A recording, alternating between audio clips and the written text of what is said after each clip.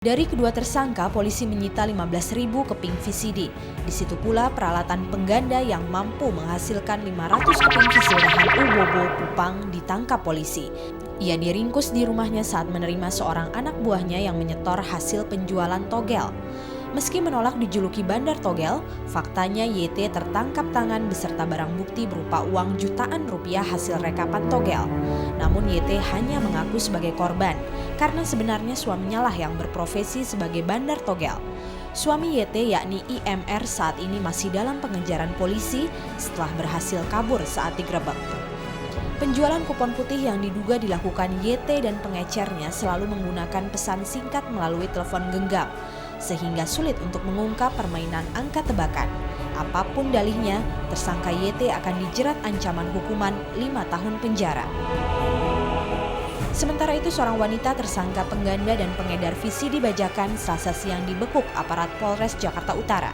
Polisi menduga tersangka sudah menggandakan VCD secara ilegal sejak awal tahun 2006.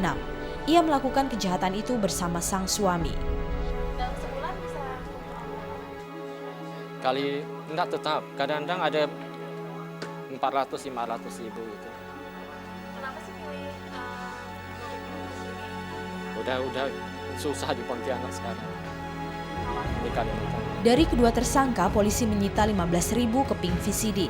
Di situ pula peralatan pengganda yang mampu menghasilkan 500 keping VCD dalam 1 jam. Hasilnya kemudian mereka edarkan di kawasan Glodok dan daerah Pasar Minggu. Namun polisi belum menemukan keterkaitan kedua tersangka dengan pembajak VCD dalam kelompok yang lebih besar. Ukurannya kalau mereka home industry termasuk lumayan lah ya, karena mereka bisa memproduksi 1.000 keping per hari.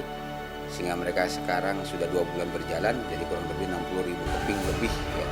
Akibat perbuatannya, suami istri ini dikenai tuduhan pelanggaran hak cipta dan undang-undang perfilman. Ancaman hukumannya minimal 5 tahun penjara.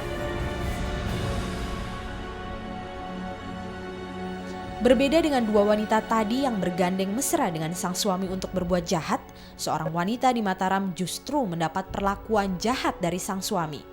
KY, istri kedua anggota Komisi C DPRD Mataram, Nusa Tenggara Barat, Selasa siang mengadukan suaminya ke Pusat Pelayanan Terpadu Pemberdayaan Perempuan Denpasar, Bali. Separuh jari kelingking kiri wanita ini putus. Menurut korban, selama 12 tahun berumah tangga, ia kerap menerima kekerasan dari suaminya. Wanita berusia 29 tahun ini mengaku terpaksa memotong jarinya sendiri pada 24 Januari lalu. Karena R, suaminya mengancam akan mengguyur air keras jika korban menolak memotong jari tangannya.